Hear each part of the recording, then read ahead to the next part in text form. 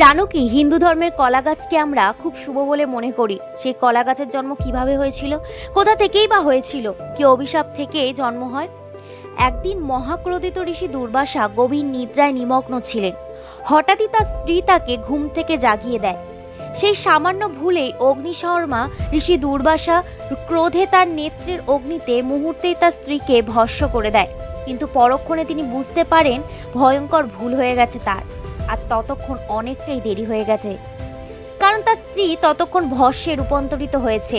আর ঠিক তখনই সেখানে এসে উপস্থিত হন তার শ্বশুর ঋষি অপরিশ। তিনি তখন তার জামাতা ঋষি দুর্বাসার মুখে সমস্ত কথা শুনে তার কন্যার দেহভস্ম বুকে ধরে বিলাপ করতে থাকেন। এই দুঃখ দেখে ঋষি দুর্বাসা হৃদয়ে গলে যায়।